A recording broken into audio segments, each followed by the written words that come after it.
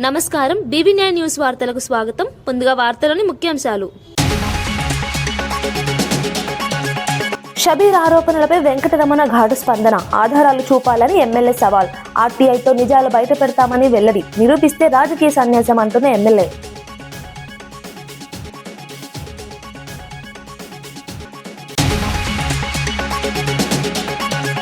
కాపులపై అవమానం అంటూ ముద్రగడ విమర్శ. బానిసలుగా చూడొద్దంటూ ఘాటు వ్యాఖ్యలు. కాపుల గౌరవం కోసం పోరాటం కొనసాగిస్తామని వ్యాఖ్య. చంద్రబాబుపై తీవ్ర ఆరోపణలు చేసిన ముద్రగడ.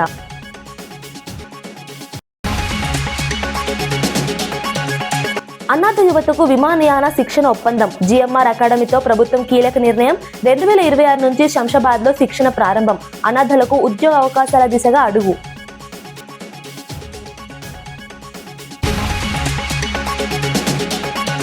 రాజమండ్రి పాల కల్తీపై అసెంబ్లీలో ప్రకటన. వరలక్ష్మి డైరీ సరఫరా నిలిపివేత. ల్యాబ్ నివేదికల తర్వాత చట్టపరమైన చర్యలు. 2 చిన్నారులు వెంటిలేటర్పై చికిత్స.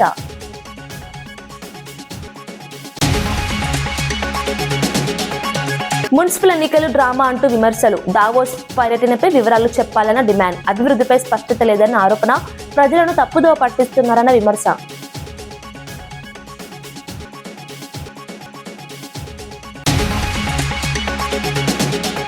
రాజమండ్రిలో అక్యూట్ కిడ్నీ సమస్యలతో పలువురు వివిధ ఆసుపత్రుల్లో చేరిన ఘటన కలకలం రేపుతోంది. ర్యాపిడ్ యాక్షన్ టీమ్ తో కలిసి అధికారులు సర్వే నిర్వహించారు. ఇప్పటి వరకు 12 మందికి పాల ద్వారా ఇన్ఫెక్షన్ సోకినట్లు అనుమానం వ్యక్తమవుతుంది. సంబంధిత పాలు విక్రయదారుడిని అదుపులోకి తీసుకున్నారు. ఆయన 106 కుటుంబాలకు పాలు సరఫరా చేసినట్లు గుర్తించారు. ఇప్పటికే 73 రక్త నమూనాలు సేకరించగా మిగిలిన వాటిని సాయంత్రానికి తీసుకుంటామని తెలిపారు. అనిమల్ హస్బెండరీ అధికారులు 46 మంది రైతుల వద్ద నుంచి 46 పశువుల నమూనాలు సేకరించారు. ఇప్పటి వరకు 4 మరణాలు సంభవించినట్లు ధృవీకరించారు. ముఖ్యమంత్రి చంద్రబాబు పరిస్థితిని నిరంతరం పర్యవేక్షిస్తూ అవసరమైన వైద్య సహాయాన్ని అందించాలని అధికారులకు ఆదేశాలిచ్చారు. పూర్తి స్థాయి ల్యాబ్ నివేదికల అనంతరం తదుపరి చర్యలు తీసుకుంటామని వెల్లడించారు.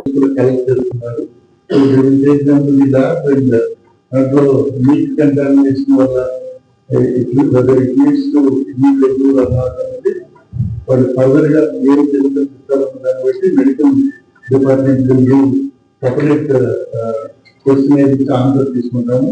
అలాగే ఇప్పుడు ఏదైతే పోస్ట్ మార్టం అవుతుందో దాంట్లో blood samples and other samples different samples తీసి వేరియస్ ప్రీమియర్ ఆర్గనైజేషన్స్ కి అక్రాస్ ది కంట్రీ ఉండే వాళ్ళకి శాంపిల్స్ పంపిస్తాము.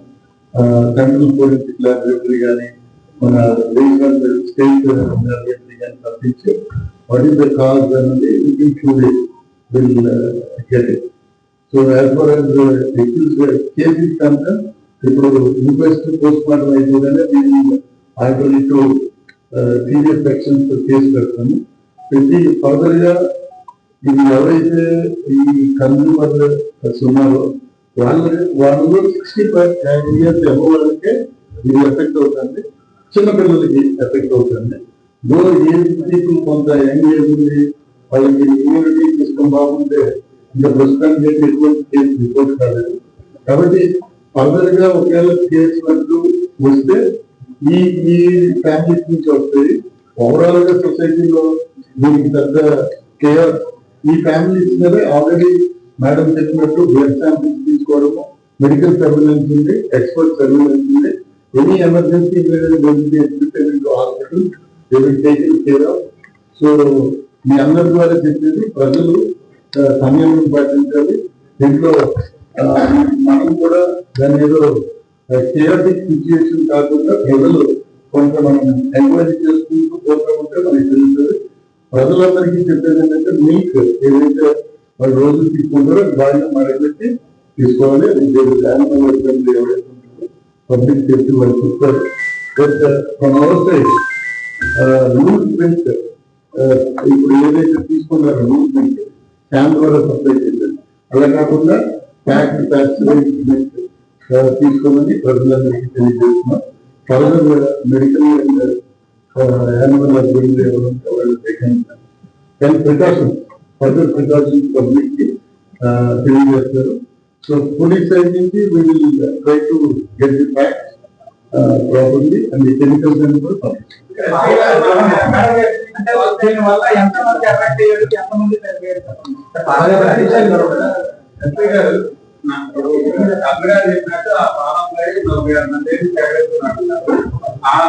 February 16th morning, the consumers they reported that milk is కొంచెం చేదుగా ఉంది.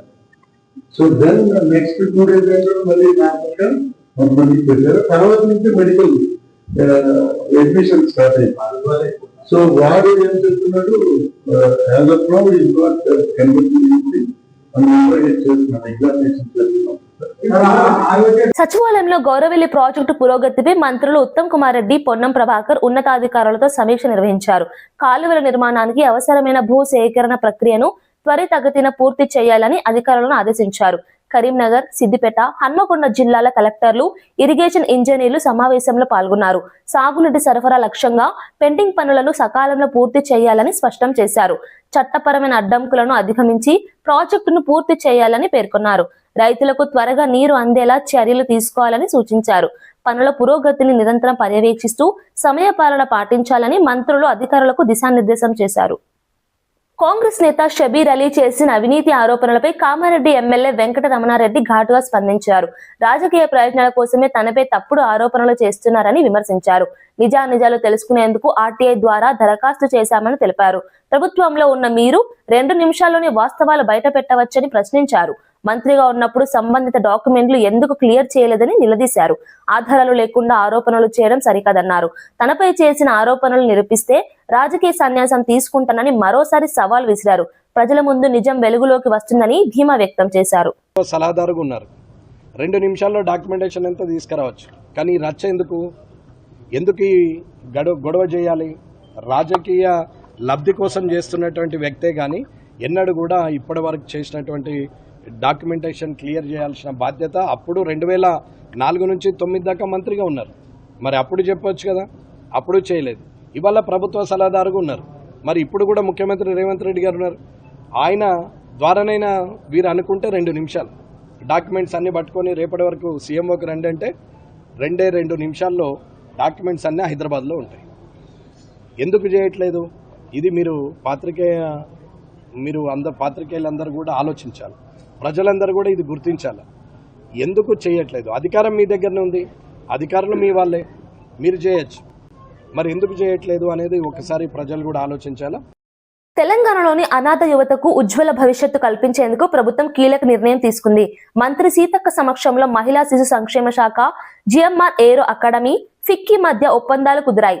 ఈ ఒప్పందం ద్వారా అనాథ యువతకు ఎయిర్పోర్ట్ ఆపరేషన్స్, కార్గో తదితర విభాగాల్లో అంతర్జాతీయ స్థాయి శిక్షణ అందించనున్నారు. శిక్షణ అనంతరం ప్రైవేట్ సంస్థల్లో ఉద్యోగ అవకాశాలు కల్పించేందుకు చర్యలు తీసుకుంటున్నారు. 2026 మార్చి నుంచి శంషాబాద్ లో ఈ శిక్షణ ప్రారంభం కానుంది.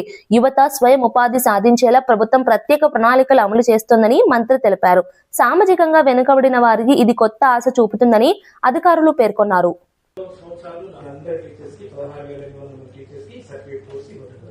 ఈ సర్టిఫికేట్ కోర్స్ తో వాళ్ళకి బయట ఉద్యోగాలు కూడా రావచ్చు. బికాజ్ ఈ హ్యూమన్ బీయింగ్ ఒక ఫస్ట్ 1000 రోజులు most important, first 1000. So this certification course will guide them not only here ma'am, వాళ్ళకి వేరే బయట కూడా మంచి ఆపర్చునిటీ. 20,000 ఖర్చు నడుపుతున్నాం మేడం. ఇక్కడ మన హైదరాబాద్ స్లమ్స్, అర్బన్ సెటిల్మెంట్స్ లో ఖర్చు స్టార్ట్ చేయబోతున్నాం. అంటే వాళ్ళు సపోర్ట్ చేయమని. ఎందుకంటే కేరళ ఎన్నికల కోసం ఏఐసీసీకి 1000 కోట్ల రూపాయలు ఇస్తానని రేవంత్ రెడ్డి అన్నారంటూ మాజీ ఎమ్మెల్యే పెద్ది సుదర్శన్ రెడ్డి విమర్శించారు. ప్రాజెక్టులకు అదనపు ఖర్చుల పేరుతో ఎన్నిసార్లు నిధులు ఇచ్చారో ప్రజలకు చెప్పాలని డిమాండ్ చేశారు. ప్రజల డబ్బును రాజకీయ అవసరాలకు మళ్లించారని ఆరోపించారు. తమ ప్రభుత్వం అధికారంలోకి వచ్చిన తర్వాత అన్ని లెక్కలు బయట పెడతామని హెచ్చరించారు. రేవంత్ రెడ్డికి మళ్లీ చిప్పకూడు ఖాయమని తీవ్ర వ్యాఖ్యలు చేశారు. ప్రభుత్వ ఖజానా వినియోగంపై పూర్తి వివరాలు వెల్లడించాలని డిమాండ్ చేశారు.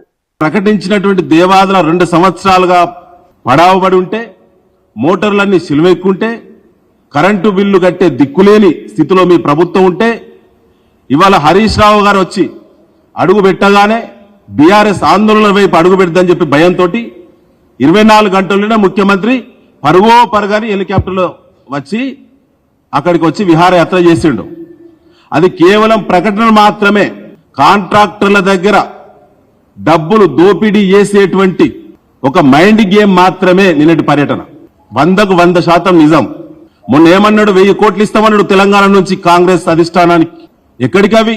కేరళలో జరిగేటువంటి ఎన్నికల ఏఐసిసి ఫండ్ ఎక్కడికి? ఇట్లా ఎన్నిసార్లు ఇచ్చినావు?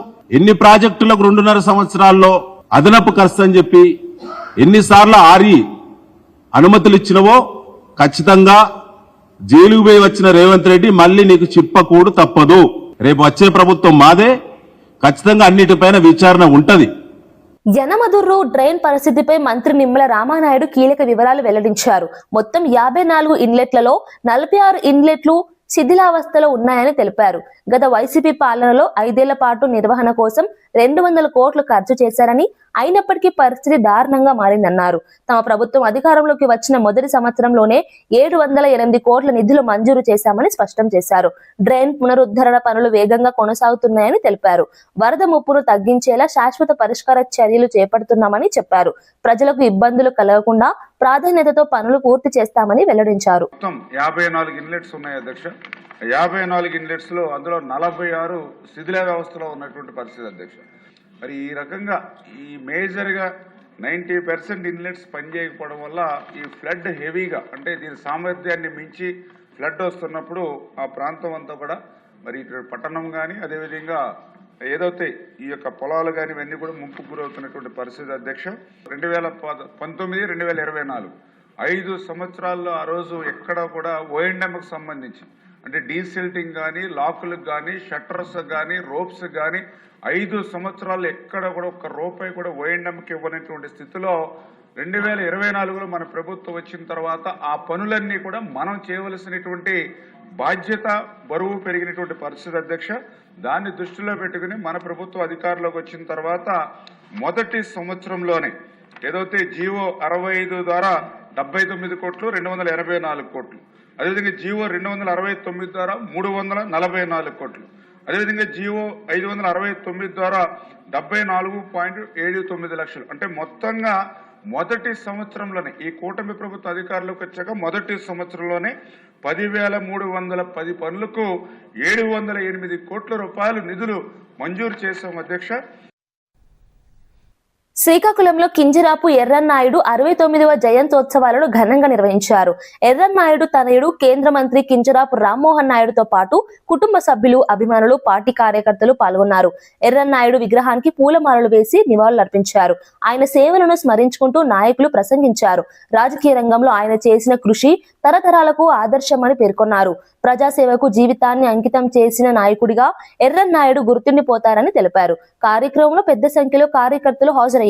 ఇక్కడ కూడా పెద్ద ఎత్తున అభివృద్ధి జరగాలి, మన యువతి యువకులు వలసలు వెళ్లకుండా ఇక్కడే స్థానికంగా ఉద్యోగాలు చేసుకునే అవకాశం ఉండాలని ఆయన చాలా రకాలుగా ప్రయత్నం చేసేవారు.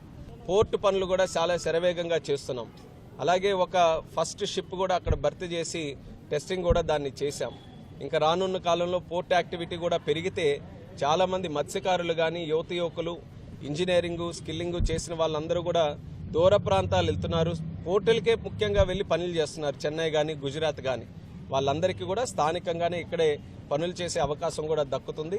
ఇలా ఈ 2 విషయాలు, ఎందుకనంటే మిగిలినవన్నిటి మీద కూడా దృష్టి పెడుతున్నాం. జిల్లాలో అభివృద్ధి కార్యక్రమాలు అంచెలంచెలుగా పెంచుకుంటూ ముందుకు వెళ్తున్నాం. కానీ ముఖ్యంగా దృష్టి పెట్టాల్సినటువంటిది మన సాగునీరు మీద, ఉద్యోగాల మీద. కాబట్టి ఆ 2 కూడా ప్రస్తావించి ఎర్రన్నాయుడు గారి ఆశయాలుగా వాటి 2 మీద ఈరోజు కేంద్ర మంత్రి స్థానంలో ఉన్నాను కాబట్టి ప్రత్యేకమైనటువంటి దృష్టి పెట్టి జిల్లా అభివృద్ధి కోసం నా వంతుగా నేను కృషి చేయడం కూడా జరుగుతుంది. రాజమండ్రి పాల కల్తీ ఘటనపై అసెంబ్లీలో వైద్య ఆరోగ్య శాఖ మంత్రి సత్యకుమార్ ప్రకటన చేశారు. ప్రాథమిక పరీక్షల్లో యూరియా, సీరం క్రియేటిన్ స్థాయిలు పెరిగినట్లు గుర్తించామని తెలిపారు. వరలక్ష్మి మిల్క్ డైరీ నుంచి పాల సరఫరాను నిలిపివేశామని స్పష్టం చేశారు. మరణించిన వారు 58 ఏళ్లకు పైబడిన వారని గుర్తించామని చెప్పారు. 2 చిన్నారులు వెంటిలేటర్ పై చికిత్స పొందుతున్నారని వెల్లడించారు. సహాయక చర్యల కోసం ర్యాపిడ్ రెస్పాన్స్ టీమ్ ను ఏర్పాటు చేశామని తెలిపారు. నమూనాలను హైదరాబాద్, విశాఖ ల్యాబ్లకు పంపామని, నివేదికల అనంతరం చట్టపరమైన చర్యలు తీసుకుంటామని స్పష్టం చేశారు. లాలా చెరువు ప్రాంతంలోని చౌడేశ్వర నగర్, స్వరూప నగర్ చెందిన వారు ఈ బాధితులందరూ కూడా రోగిగ్రస్తులందరూ కూడా ఈ ప్రాంతానికి సంబంధించిన వారు. వాటిలో వెంటనే ఆరోగ్య శాఖ సమాచారం అందిన తర్వాత చేసిన క్లినికల్ పరీక్షల్లో యూరియా మరి సీరం క్రియాటిన్ స్థాయిలు పెరిగినట్లుగా గమనించడం జరిగింది అధ్యక్ష.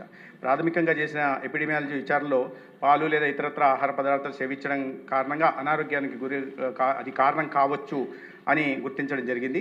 కోరుకొండ మండలం నర్సాపురం గ్రామంలోని వరలక్ష్మి మిల్క్ డైరీ నుండి 106 కుటుంబాలకి పాలు సరఫరా చేయబడినట్లు కూడా గుర్తించారు అధ్యక్ష. ఆ డైరీ నుండి పాల సరఫరాను తక్షణమే నిలిపివేయడం జరిగింది. అదేవిధంగా ఇప్పటి వరకు 12 మంది ఆసుపత్రిలో చేరారు, వివిధ ఆసుపత్రుల్లో. దాంట్లో 4 మరణాలు నమోదయ్యాయి అధ్యక్ష. 8 మంది ఆసుపత్రులు చేరి ఇప్పుడు చికిత్స పొందుతున్నారు. దాంట్లో 6 మంది ప్రమాదం నుంచి బయటపడ్డారు, 2 వెంటిలేటర్ మీద ఉన్నారు అధ్యక్ష. చాలా వరకు ఇక్కడ 60 నుంచి 82 సంవత్సరాల వయసు వాళ్ళు 10 మంది ఉంటే 2 చిన్నపిల్లలు ఉన్నారు అధ్యక్ష. వాళ్ళ 2 పిల్లలు కూడా రెయిన్బో ఆసుపత్రిలో ఉంటున్నారు, వెంటిలేటర్ మీద ఉంటున్న పరిస్థితులు అధ్యక్ష. మరణించిన వారు 58 సంవత్సరాల నుంచి కృష్ణవేణి 74 సంవత్సరాలు, రాధాకృష్ణమూర్తి 76 సంవత్సరాలు, శేషగిరిరావు 72, అదేవిధంగా శ్రీమతి రమణి గారు 58 సంవత్సరాలు వయసుగా పెట్టడం జరిగింది. వెంటనే ఈ ర్యాపిడ్ తక్షణమే ప్రభుత్వం స్పందించి ర్యాపిడ్ రెస్పాన్స్ టీమ్ను ఏర్పాటు చేయడం జరిగింది పర్యవేక్షణ కోసం. జనరల్ మెడిసిన్ నిపుణులు, మైక్రోబయాలజిస్టులు, శిశు వైద్య నిపుణులు, ఎపిడెమియాలజిస్టులు దీంట్లో ఉన్నారు. అదేవిధంగా 14 ఫీల్డ్ సర్వీస్ టీమ్స్ నియామకాన్ని ఆ ప్రాంతాల్లో, ఈ లాలా చెరువు ప్రాంతంలో ఉంటున్న స్వరూపనగర్, ఈ చౌడేసి నగర్ సంబంధించిన వాటిల్లో ముందు జాగ్రత్తగా 679 ఇళ్లలో సందర్శన చేయడం కానీ, హౌస్ సర్వే చేయడం, తర్వాత 957 కుటుంబాల స్క్రీనింగ్ కూడా చేయడం జరిగింది అధ్యక్ష. పాల సరఫరా పొందిన 106 కుటుంబాల నుండి కూడా రక్త నమూనాల సేకరణ కొనసాగుతోంది. ఆ లక్షణాలు ఉన్న వ్యక్తులను గుర్తించడం, చికిత్సకు రెఫరల్ చేయడము, వైద్య పర్యవేక్షణ, ప్రజలకు సూచనలు కూడా జారీ చేయడం జరుగుతోంది. ప్రభావిత ప్రాంతాల్లో అత్యవసర వైద్య శిబిరాలను ఏర్పాటు చేయడం జరిగింది. రాజమహేంద్రవరం మున్సిపల్ కార్పొరేషన్ మున్సిపల్ కమిషనర్ను వైద్య శిబిరాల నోడల్ అధికారి కూడా నియమించడం జరిగింది అధ్యక్ష. రోగుల చికిత్స పర్యవేక్షణ, వైద్య సిబ్బంది అందుబాటులో ఉండేలా చూడడం, అదే అంబులెన్స్ మరియు రెఫరల్ సేవల సమన్వయం కూడా కోఆర్డినేషన్ పని కూడా జరుగుతూ ఉంది అధ్యక్ష. ఈ నమూనాల సేకరణ చేయడం జరిగింది. నర్సాపురం గ్రామం కోరుకొండ మండలంలోని Varalakshmi milk dairy food safety అధికారి తనిఖీ చేశారు. ఫుడ్ సేఫ్టీ చట్టం ప్రకారం విధి విధానాల మేరకు పాల నమూనాలను సేకరించడం జరిగింది. ప్రభావిత ఇళ్ల నుండి పాలు మరియు పెరుగు నమూనాలు కూడా తీసుకున్నారు. నమూనాలు పంపిన ప్రదేశాలు స్టేట్ ఫుడ్ ల్యాబొరేటరీ హైదరాబాద్కి, అదేవిధంగా స్టేట్ ఫుడ్ ల్యాబొరేటరీ విశాఖపట్నము, అదేవిధంగా హైదరాబాద్లో ఉంటున్న విమ్టా ల్యాబ్ కూడా నమూనాలను పంపడం జరిగింది అధ్యక్ష. ఈ మరణించిన వారిలో కృష్ణవేణి గారి కుమారుడైన తాడి సీతారామయ్య గారి ఫిర్యాదు మేరకు పోలీస్ స్టేషన్లో ఒక క్రిమినల్ కేసు కూడా. జగిత్యాల జిల్లా కలెక్టరేట్ లో జరిగిన ప్రజావాణిలో మాజీ మావోయిస్టు వసంత అలియాస్ మమత వినతి పత్రం సమర్పించారు. 2000 సంవత్సరంలో ఎన్కౌంటర్ లో మరణించిన తన భర్త పసుల రామరెడ్డి తర్వాత కూడా పార్టీలో కొనసాగినట్లు తెలిపారు. 2025 జనవరిలో ఛత్తీస్గఢ్ ప్రభుత్వానికి లొంగిపోయినట్లు వెల్లడించారు. ప్రభుత్వ రివార్డులు, పెన్షన్, నివాసం కోసం ఇందిరమ్మ ఇల్లు మంజూరు చేయాలని అధికారులను కోరారు. తనకు పునరావాసం కల్పించాలని విజ్ఞప్తి చేశారు. అధికారులు దరఖాస్తును పరిశీలిస్తామని తెలిపారు.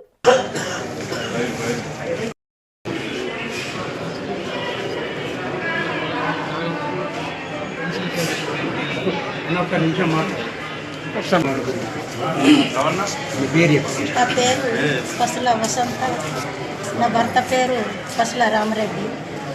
నేను 40 సంవత్సరాల కింద పీపుల్స్ వార్ పార్టీలకు వెళ్ళిపోయినా. 1 ఇయర్ కింద నేను ఛత్తీస్గఢ్లో సరెండర్ అయ్యా. అప్పటి నుంచి ఇప్పటిదాకా నాకు పార్టీలో పనిచేసిన అక్కడ ఛత్తీస్గఢ్లో రివార్డు ఇస్తానన్నారు, అక్కడ ఇవ్వలేదు. ఇక్కడ తెలంగాణ కూడా రివార్డు ఇస్తున్నాను, ఇక్కడ కూడా నాకు రివార్డు రాలేదు. అట్లా నాకు ఉండటానికి కూడా ఇల్లు లేదు, జాగ లేదు. ఉన్న ఇల్లు కూడా అంత కూలిపోయింది. నాకు ఒక పాప, ఆ పాప కూడా ఉద్యోగం ఇస్తా అని నేను కోరుకుంటున్నాను, ఉద్యోగం ఇవ్వాలని. ఇట్లా నాకు పెన్షన్ కూడా లేదు. ఇట్లా నేను కోరుకుంటున్నా ప్రభుత్వం ఇస్తుందని. ఒక నన్ను అక్కడ ఛత్తీస్గఢ్లో ఉన్న పార్టీలో మమతా నా పేరు, ఇక్కడ వసంత. నేను 40 సంవత్సరాలు ఫస్ట్ పీపుల్స్ వారు ఉండే పార్టీ పుట్టినప్పుడు 30 సంవత్సరాలు కింద ఇచ్చిన ఫిర్యాదు కాదమ్మా. మన ఎందుకు వచ్చారు, ఏడికి వచ్చారు మీరు ఇప్పుడు? నేను ప్రజావాణిలో ఇక్కడ వచ్చిన సార్, కలెక్టర్ దరఖాస్తు ఇచ్చడం అక్కడ అడిగితే కూడా ఇప్పుడప్పుడు నాకు 5 సంవత్సరం ఇస్తారు. ఎవరు మీది? అది కొరట్ల అంబేద్కర్. నా పేరు పసుల కృష్ణప్రసాద్. ఈమె పసుల వసంతమ్మ మా సొంత చిన్నమ్మ. పసుల రామరెడ్డి మా సొంత చిన్న ఆయన. 1975లో ఆయన పీపుల్స్ వార్ పార్టీలో వెళ్ళిపోవడం జరిగింది. ఆ తర్వాత ఆయన అరెస్ట్ అయ్యి ఇంటికి వచ్చినాక 1 year ఉన్న తర్వాత ఈమె మా చిన్నమ్మ కూడా 1983-84 ప్రాంతంలో ఆయన బాటనే బట్టి వెళ్ళిపోవడం జరిగింది. ఆ తర్వాత 40-42 సంవత్సరాల తర్వాత పదే పదే కాపులనే టార్గెట్ చేసి చంద్రబాబు అవమానిస్తున్నారని ముద్రగడ ఆరోపించారు. కాపులు బానిసలుగా బతకాలనే భావన ఉందేమోనని ప్రశ్నించారు. తనను తన కుటుంబాన్ని తీవ్రంగా అవమానించారని మండిపడ్డారు. మా కుటుంబాలకు జరిగిన ఘటనలు చంద్రబాబు ఇంట్లో జరిగితే ఎలా ఉంటుందని వ్యాఖ్యానించారు. మేము బానిసలం కాదని ఇక్కడే పుట్టి పెరిగామని స్పష్టం చేశారు. కాపుల గౌరవాన్ని కాపాడేందుకు పోరాటం కొనసాగిస్తామని తెలిపారు. ముందుసారి అయితే రాంబాబు గారి లాగా నన్ను, నా భార్యని, నా కోడలని, కొడుకుని కూడా నీచాతినీచంగా కొట్టించడం, తిట్టించడం, లంజా రావే జుట్టు మెలిదిప్పి ఖండించిన పోలీసుల చేత చేయించిన మహానుభావుడు చంద్రబాబు నాయుడు గారండి. ఈరోజు ఇదే పరిస్థితి రాంబాబు గారు జరిగింది. నేను ముఖ్యమంత్రి గారిని ఒకటి కోరుకుంటున్నాను, అయ్యా ఈరోజు కాకపోతే రేపైనా మాకు జరిగిన అవమానం లాంటిది మీ మేడం గారికి, మీకు, మీ కోడల గారికి, మీ అబ్బాయి గారికి జరిగితే మీ ఫీలింగ్స్ ఎలా ఉంటాయో చెప్పాలని నేను కోరుకుంటా ఉన్నానండి. మేము బానిసలు కాదన్నయ్యా, పాకిస్తాన్ నుంచో ఆఫ్ఘనిస్తాన్ నుంచో వలస రాలేదన్నయ్యా, ఇక్కడే పుట్టాం, ఇక్కడే పెరిగామండి. కానీ నీచాతి నీచంగా మమ్మల్ని చూడటం, బాధించడం బాధగా ఉందని ముఖ్యమంత్రి గారు. మున్సిపల్ ఎన్నికలను కాంగ్రెస్ నాయకులు డ్రామాలా నడిపించారని ఎమ్మెల్యే ఆరోపించారు. ఎన్నికల ముందు తర్వాత భిన్నంగా వ్యవహరించారని విమర్శించారు. మున్సిపాలిటీల అభివృద్ధిపై ఒక్కరోజు కూడా స్పష్టత ఇవ్వలేదన్నారు. డైవర్షన్ రాజకీయాలతో ప్రజల దృష్టి మార్చారని పేర్కొన్నారు. దావోస్ పర్యటన ద్వారా రాష్ట్రానికి వచ్చిన పెట్టుబడులపై వివరాలు చెప్పలేదని ప్రశ్నించారు. ప్రజలను తప్పుదో పట్టించే ప్రయత్నం చేస్తున్నారని ఆరోపించారు. ప్రభుత్వం పారదర్శకంగా వ్యవహరించాలని డిమాండ్ చేశారు.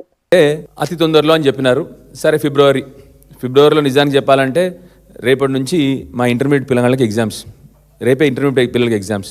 ఇక వాళ్ళ బాధ చెప్పుకుంటూ పోతే మున్సిపాలిటీలో వాళ్ళు అసలు ఎంతమంది నాకు ఫోన్లు చేసినారో చెప్పుకుంటూ పోతే ఇంకా అసలు ఈ ప్రభుత్వానికి సోయి కూడా లేదు వాళ్ళ గురించి. సరే, అది పక్కన పెడదాం. ఎలక్షన్లు స్టార్ట్. ఈ లోపల ఏం జరుగుతుంది? హరీష్ రావు గారు సింగరేణి కాలేజ్లో జరుగుతున్న అవినీతి గురించి ప్రెస్ మీట్ పెడతారు. వెంటనే ఏం చేయాలి?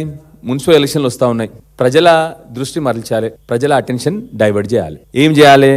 ఇమ్మీడియట్గా 19th రోజు SIT summons Siddipet MLA Harish Rao in phone tapping case. 26 నెలలైంది ఇదే కథ నడుస్తూ ఉంది. 19వ తారీఖు నాడు హరీష్ రావు గారిని సిట్ సమన్ చేస్తుంది. దేని గురించి? ఫోన్ ట్యాపింగ్ కేసు గురించి. ఆ ఫోన్ ట్యాపింగ్లో ఏమైనా ఉందా అంటే మన్ను 26 నెలలైంది, ఇప్పటి వరకు ఎవిడెన్స్ లేదు, ఏమి లేదు. అన్నిటికంటే ముఖ్యంగా ఇదే నెల జనవరిలో ఆల్రెడీ సుప్రీంకోర్టు చెప్పింది, మీరు వేసిన ప్లీని మేము కొట్టేస్తున్నామని చెప్పి గవర్నమెంట్కి చెప్పింది కూడా. అయినా కూడా మళ్ళీ హరీష్ గారిని పిలిచినారు. 20వ తారీఖు నాడు ముఖ్యమంత్రి గారు వారి విహారయాత్రకు బయలుదేరినారు.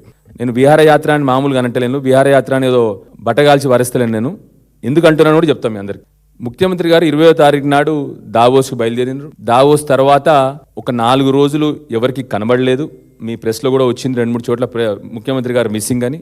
దాని తర్వాత లీడర్షిప్ సమ్మిట్ అని చెప్పేసి హార్వర్డ్ యూనివర్సిటీకి పోవడం జరిగింది ముఖ్యమంత్రి గారు.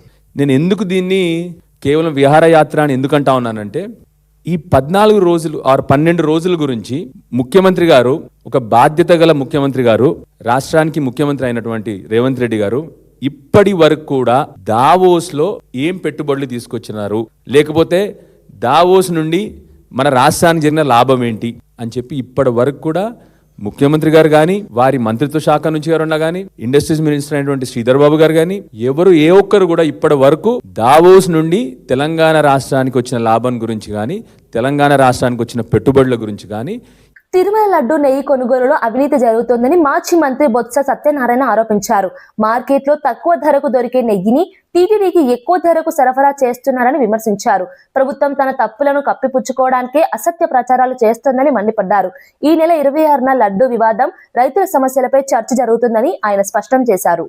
కారణాలతో అరెస్టు చేస్తూ పోలీసులు యంత్రాంగం చేతిలో తీసుకుని కార్యక్రమాలు చేస్తాం కాబట్టి దీని మీద చర్చ జరగాలని డిమాండ్ చేస్తాం.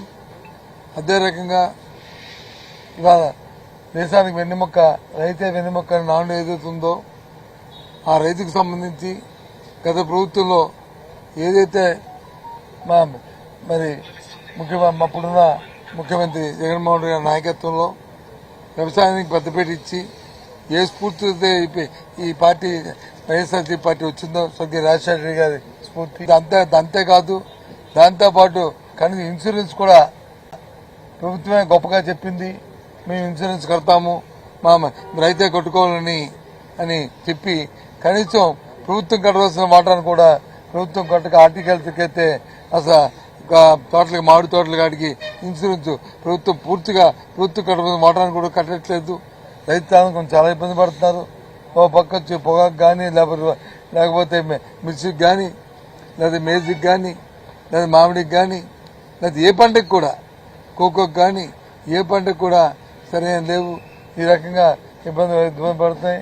ఈ ప్రభుత్వం ఆలోచన ఒక్కటే, వాళ్ళకి ఎక్కడ దొరుకుతుందో ఎక్కడ అవినీతితో సంపాదించేద్దామనే మాట తప్ప దోచుకోవాలనే ఆలోచన తప్ప ప్రభుత్వం లేదండి. కాబట్టి దాని మీద చర్చ జరగాలని కోరాం.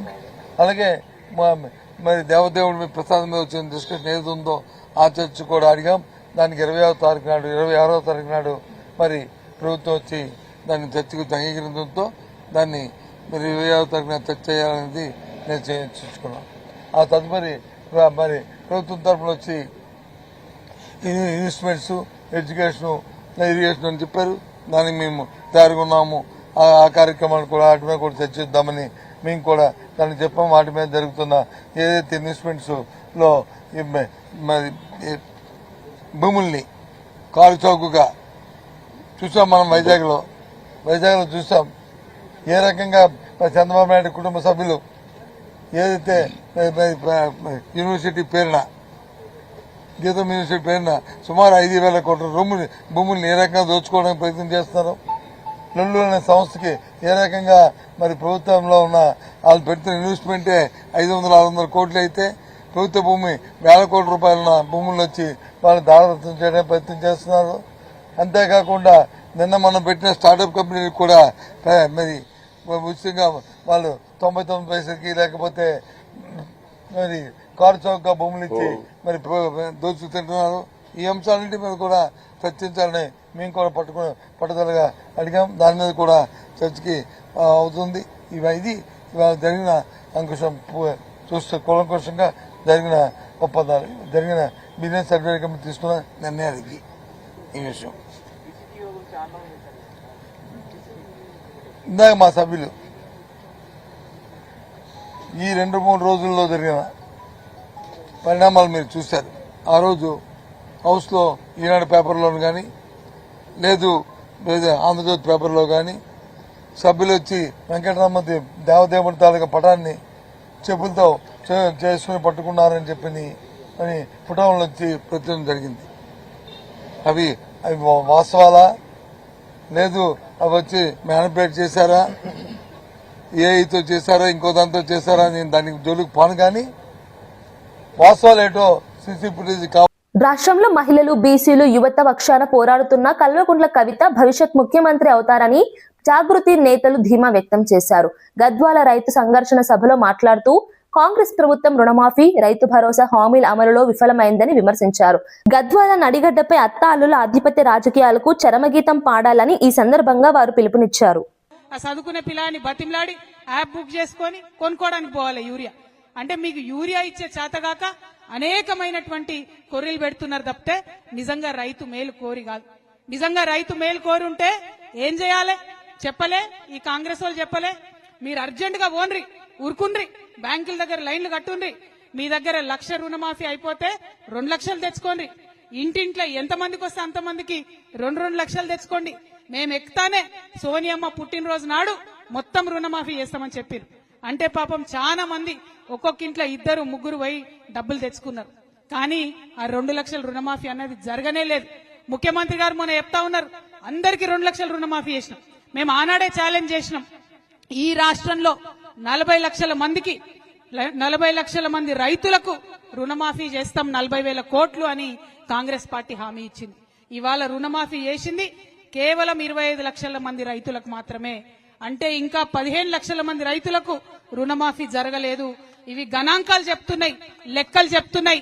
మీరు బుకాయించినా కూడా నమ్మరు ప్రజలు, ఎందుకంటే అనుభవిస్తున్నారు. కొంతమందికి 50,000 ఉన్నోళ్ళకు కూడా రుణమాఫీ కాలే, కొంతమందికి 1,50,000 ఉన్నోళ్ళకు కూడా రుణమాఫీ కాలే. రుణమాఫీ అందరికీ చేయాలని చెప్పి ఈ ప్రభుత్వాన్ని నేను డిమాండ్ చేస్తా ఉన్నా. అదే విధంగా రైతు భరోసా ఎట్లయిపోయిందంటే ఎన్నికల కోసం ఇచ్చే గిఫ్ట్ లెక్క అయిపోయింది. మన ముఖ్యమంత్రి గారు ఏమాత్రం మొహమాటం లేకుండా ఇగో రైతు భరోసాకి వేస్తున్నా నేను, తర్వాత ఎన్నికలు పెడతా ఎంపీటీసీ డెప్యూటీసీ అని చెప్తున్నారు. అంటే కేవలం ఎన్నికలప్పుడే రైతు గుర్తొస్తుండ తప్పితే మిగతా టైంలో గుర్తొస్తలేరు. కాబట్టి రైతు భరోసా ఖచ్చితంగా వేయాలని నేను ప్రభుత్వాన్ని డిమాండ్ చేస్తా ఉన్నా. మరి మొన్న సర్పంచ్ ఎన్నికలు అయితే ఈ ఏటికి అవతల వైపు నారాయణపేటలో మా తమ్ముడు గవినోల శ్రీనివాస్ గారు డైరెక్ట్ గా యునానిమస్ గా సర్పంచ్ గెలిచి మరి బోని కొట్టిండు జాగృతికి. ఆయన జాగృతి జిల్లా అధ్యక్షుడు నారాయణపేట. మరి మున్సిపల్ ఎన్నికలు రాగానే ఆ జోగులాంబ అమ్మవారి దయతోని గద్వాల్ నుండే జాగృతి జయగంట మోగింది, జైత్రయాత్ర ప్రారంభమైంది. మొత్తం వడ్డేపల్లి మున్సిపాలిటీ గెలుచుకున్నాం. అవునా కాదా? చూసిరా లేదా మీరందరూ? మరి అదే జైత్రయాత్ర కొనసాగుతుంది. సరే ఇలా వాళ్ళు మనతో ఉన్నారా లేదా చర్చ కాదు, ఎందుకంటే గద్వాల్ గడ్డ మీద ఒక రకమైన రాజకీయం నడుస్తుంది. ఏ పార్టీలు ఎవరు గెలిచినా అధికారం పెట్టుంటే అటే పోయేటట్టున్నారు. అంటే అప్పటిదాకా ముఖ్యమంత్రి మున్సిపల్ చైర్మన్ పిలుచుకోలే, కానీ ఒక్క వడ్డేపల్లిలా జాగృతి జెండా ఎగరంగానే దాబాబు అని చెప్పి పిలుచుకొని అందరితో ఫోటో దిగిరంట. అంటే ముఖ్యమంత్రి దగ్గర నుంచి మొదలు పెడితే ప్రతి ఒక్కరికి కూడా ఏ పార్టీలో గెలిచినా మా పార్టీలకు రావాలనే ఒక పిచ్చి రాజకీయం గద్వాల్లో నడుస్తుంది. నేను ఇవాళ ఎమ్మెల్యే గారిని అడుగుతున్నా, మీకు ధైర్యం ఉంటే, మీకు దమ్ముంటే, మీకు చిత్తశుద్ధి ఉంటే మీరు ఏ పార్టీయో రేపు ప్రెస్ మీట్ పెట్టి చెప్పండి. ఎక్కువ వేరే ఏం చేయదు, మీరు ఏ పార్టీయో చెప్పండి. ఏ పార్టీలో ఉన్నామో చెప్పుకోలేనటువంటి వాళ్ళు మీరు ప్రజలకు ఏం చేస్తారో ఎట్లా చెప్తారు? అంటే నువ్వు కాంగ్రెసా, నువ్వు బీఆర్ఎస్ఆ? నువ్వు కాంగ్రెస్ చేసే పనులు చేస్తావా ప్రజలకు, లేదా బీఆర్ఎస్ వాళ్ళు చెప్పే పని చేస్తావా? మరి ఏం చేస్తావు? ఏం చేయకపోతే ఎందుకున్నట్టు ఎమ్మెల్యే? రాజీనామా చేయి రాజీనామా. ఎందుకు అడుగుతా ఉన్నా అంటే, వార్తలు ముగించే ముందు ముఖ్యాంశాలు మరోసారి. షబీర్ ఆరోపణలపై వెంకటరమణ ఘాటు స్పందన, ఆధారాలు చూపాలని ఎమ్మెల్యే సవాల్, ఆర్టీఐతో నిజాలు బయట పెడతామని వెల్లడి, నిరూపిస్తే రాజకీయ సన్యాసం అంటున్న ఎమ్మెల్యే.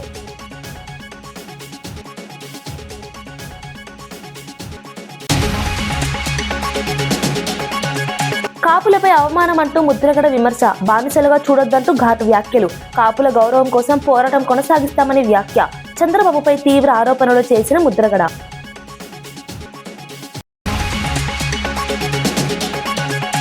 అనాథ యువతకు విమానయాన శిక్షణ ఒప్పందం, జిఎంఆర్ అకాడమీతో ప్రభుత్వం కీలక నిర్ణయం, 2026 నుంచి శంషాబాద్ లో శిక్షణ ప్రారంభం, అనాథలకు ఉద్యోగ అవకాశాల దిశగా అడుగు.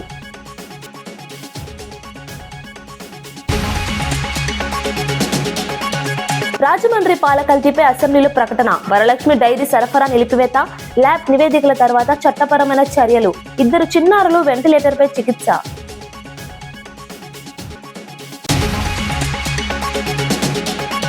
మున్సిపల్ ఎన్నికలు డ్రామా అంటూ విమర్శలు, దావోస్ పర్యటనపై వివరాలు చెప్పాలన్న డిమాండ్, అభివృద్ధిపై స్పష్టత లేదన్న ఆరోపణ, ప్రజలను తప్పుదోవ పట్టిస్తున్నారన్న విమర్శ.